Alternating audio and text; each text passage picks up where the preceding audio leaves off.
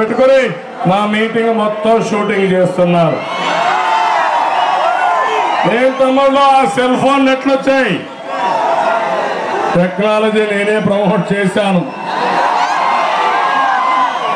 ఆ రోజు ప్రధానమంత్రి వాజ్పేయి గారు ఉంటే ఆయన దీనివల్ల డబ్బులు లేవంటే మీరు భయపడవలసిన అవసరం లేదు, దీనివల్ల ప్రభుత్వానికి బ్రహ్మాండమైన ఆదాయం వస్తుంది, దేశానికి లాభం వస్తుంది, ప్రజలకు మంచి సౌకర్యం వస్తుందని చెప్పాను. తమ్ముళ్ళు మొన్న చూస్తే ఒక ఊరు నుంచి వస్తున్నాను, ఒక ఆయన గొర్రెలు మేపుతున్నాడు, సెల్ ఫోన్ జోబులో పెట్టుకొని ఉన్నాడు. నేను సరదాగా అడిగాను, తమ్ముడు ఈ సెల్ ఫోన్ దేనికి ఉపయోగిస్తామని. ఏముంది, ఎప్పుడు పడితే అప్పుడు నా భార్యతో మాట్లాడాలంటే సెల్ ఫోన్ లో మాట్లాడతాను, నేను ఇంటికి ఎప్పుడు వస్తాను అప్పుడు అది కూడా విషయాలు చెప్తాను. రెండోది ఈ సెల్ ఫోన్ లోనే వ్యాపారాలు కూడా చేసుకుంటున్నా తమ్ముడు చెప్పాడు. అంత ఉపయోగపడతా ఉంది.